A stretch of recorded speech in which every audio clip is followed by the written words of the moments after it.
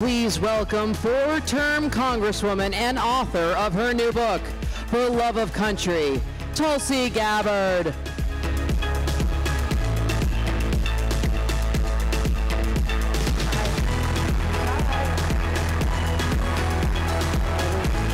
Thank you.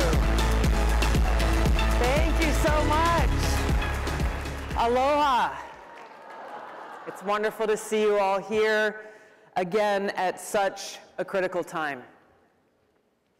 Our democracy is under attack. The perpetrators of this attack are those who, in the name of saving our democracy, are destroying it.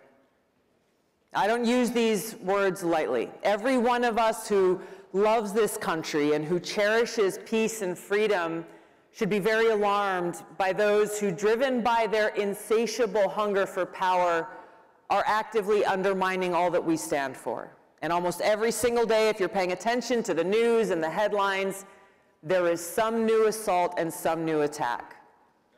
Now, it's the Democrat elite and the swamp creatures in Washington who are doing all that they possibly can to keep us, the American people, from a very simple thing, having the freedom to choose who we want to be our next president.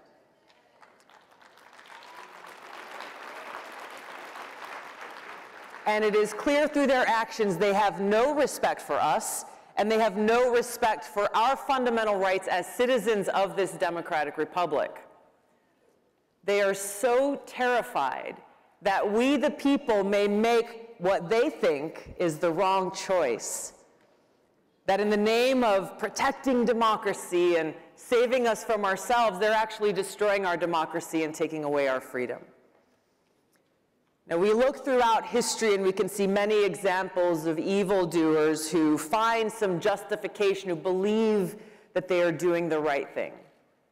And so today we see the Democrat elite say with great concern in their voice that if the American people elect Donald Trump again, they warn us he will destroy our democracy. They say he will be the dictator-in-chief, that if he's elected, it will be the last election this country sees.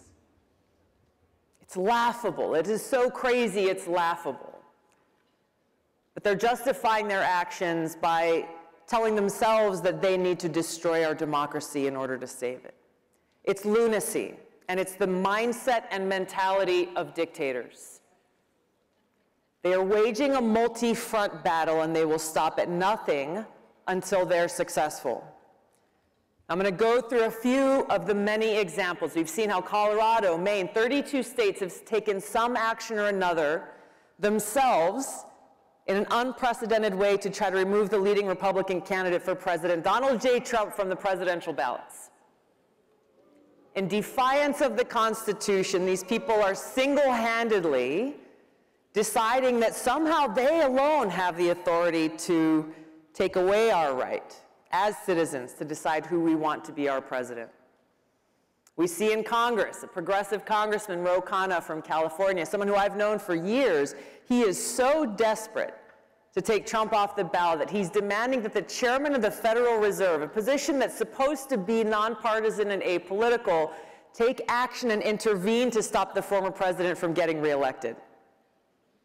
On December 27th of last year, Representative Khanna said in a post on X that Federal Reserve Chair Jerome Powell, quote, should cut interest rates now, given most of inflation was caused by supply shocks.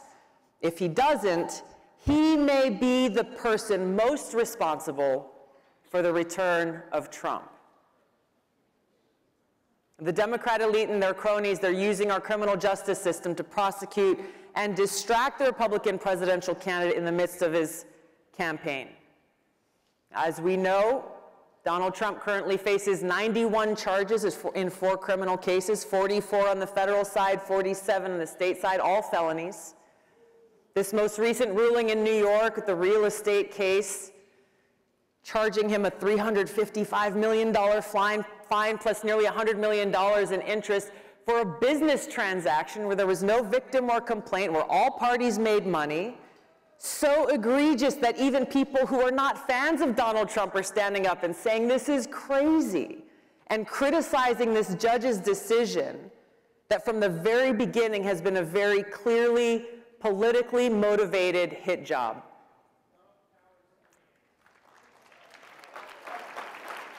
This is the truth. They're hoping and doing all that they can convict Donald Trump of some crime, any crime, to try to undermine his support and therefore prevent what they fear most, a second Trump presidency.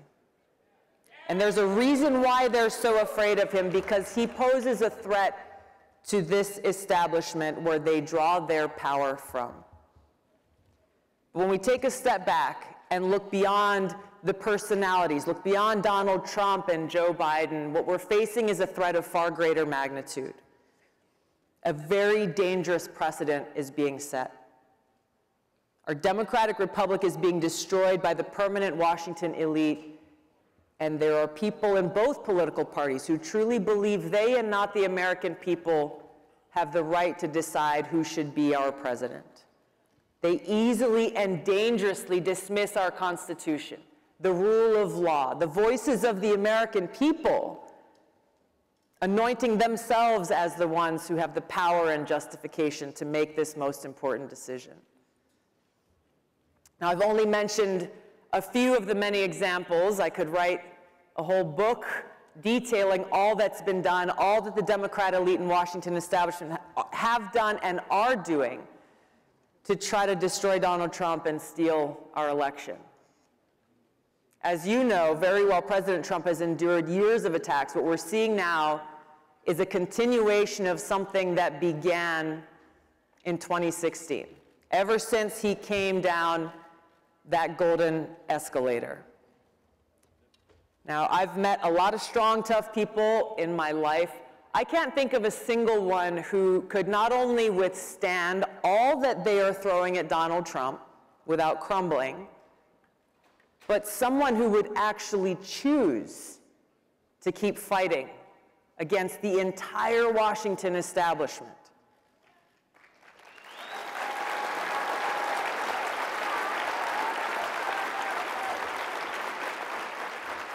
Now, I've known Joe Biden for a long time. I used to consider him a friend. Do you think he could handle this pressure? I don't think so. I think even a fraction of this pressure and stress and attacks that Trump has endured would cause him to crumble. Now, if you listen to what Nikki Haley has been saying, she claims that President Trump only cares about himself and that he's doing all that he's doing only for himself. If that were the case, wouldn't he just walk away from all this? Walk away from the headaches and the attacks and the stress that he's enduring right now? So why doesn't he? I've had the chance to meet with him and speak with him at length, and I've seen firsthand his heartfelt interactions with friends of mine, veterans, and I've seen how he has touched their hearts and moved them to tears as he expressed his appreciation for their service and their sacrifice. No cameras, no crowds, just that heartfelt conveyance of appreciation. I've gotten a sense for what motivates him, and it's got nothing to do with what the Washington establishment is accusing him of. This is a man who's a fighter. He has strength and resilience.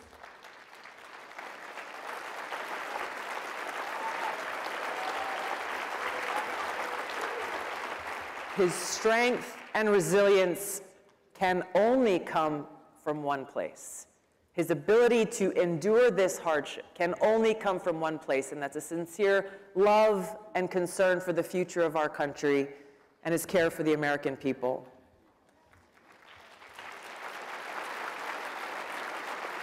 But we've got a lot of work to do ahead of us.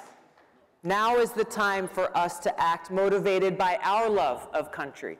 We've got to take all the outrage and sadness and fear that we may feel, caused by those in power who have no care or respect for the will of the people, take all of those feelings and let that motivate us to take action, to find strength in knowing that they are doing what they're doing because they're afraid of us.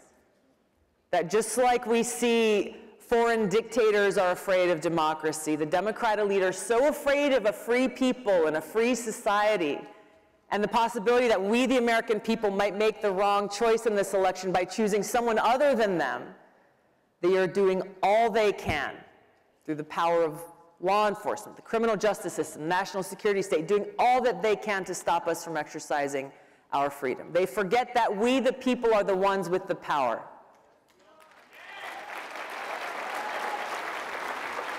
But we have to use that power. We cannot allow them to get away with this. Our democracy is under attack, and it's up to us to save it. We have to hold those responsible accountable at the ballot box. We have to send this strong message to leaders in both parties that those who abuse their power and undermine our democracy and our freedom will not be tolerated.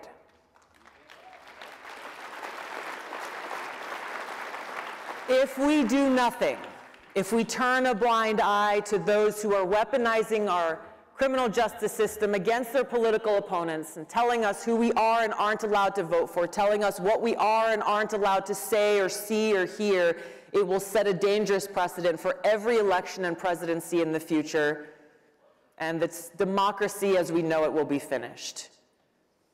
Now, I know we face challenges in our entire political system, and those challenges are not limited to one political party. There are politicians from both parties who are more interested in serving themselves and their own interests than they are about serving the needs of the American people. And they're not going to give up without a fight. On January 27th, 1838, President Lincoln delivered a powerful speech to the Young Men's Lyceum of Springfield, Illinois. And he said, quote, "At what point then is the approach of danger to be expected?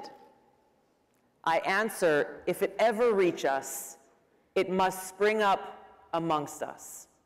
It cannot come from abroad. If destruction be our lot, we must ourselves be its author and finisher. As a nation of free men, we must live through all time or die by suicide." The choice before us is clear. Freedom isn't free. We can't lose sight of what we can accomplish when we, the people, stand together on the foundational principles that this country was built on. A free people with the right to life, liberty, and the pursuit of happiness. We must protect free speech of all Americans. We must stand against those who'd rather censor, cancel, and smear rather than engage in honest debate as our founding fathers did.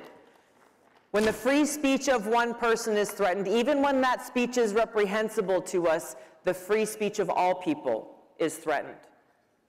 The same goes for freedom of religion. In our America, freedom of religion does not mean freedom from religion. Real religion is love for God. It's not attached to any one religious sect or label or another. Our government must respect our freedom to worship and express our faith, express our love for God as we choose. Or, for those who choose not to, they have that right as well. Our founders intentionally passed the Second Amendment right after the First because they knew how fragile this new free democracy was and how susceptible it would be, and it still is, to those who abuse their power to try to take away our freedom. So we have to defend our right to bear arms, not only to defend ourselves and our loved ones, but to serve as that important check on the abuse of power by an increasingly tyrannical government.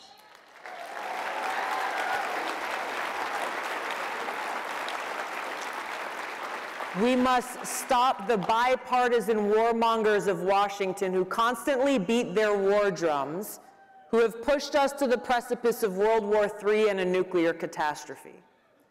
Now, President Eisenhower warned us clearly in his farewell address about these people, those in Washington who bend the knee to their bosses in the military-industrial complex and then shrug their shoulders and look the other way at the costly, damaging, and potentially catastrophic consequences of their decisions, the cost that every one of us pays. We need leaders who are committed to peace, strength, and prosperity, because we cannot be truly prosperous as a nation unless we are at peace. Unfortunately, war is sometimes necessary to defeat those who threaten the safety, security, and freedom of the American people. And as a soldier serving now for almost 21 years in our military and still serves today, I know this firsthand. But I also know that war must always be a last resort after all other avenues have been exhausted.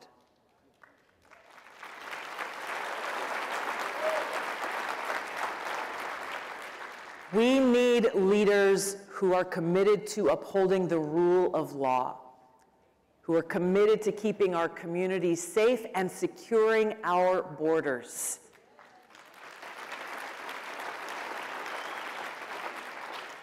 In our America, we must come together inspired by love. Love for God, love for others, love for our country, because we live in the greatest country in the world. It's filled with potential for us to stand together and build a brighter future and a more perfect union where every American can live free, in peace, and with opportunity for prosperity. To make this future a reality, we must not only come together in spaces like this with our brothers and sisters who agree with us, we also have to reach out to those who we may not agree with on every issue, but who love this country as we do and who are just as frustrated with those abusing their power as we are. Whether they're Democrat, Republican, Independent, or Libertarian, we must stand together as fellow Americans who cherish peace and freedom, cherishing our commitment to save our country and defend our republic. Those in power in America today are leading this great nation toward the suicide Abraham Lincoln warned of. If we do not act now, we will look back at this very moment with regret, but we won't be able to say that we had no warning. By God's grace, we are free and we will remain free. God bless you all. God bless America. Let's go and save our country. Thank you so much, everybody. Aloha. Thank you. Thank you.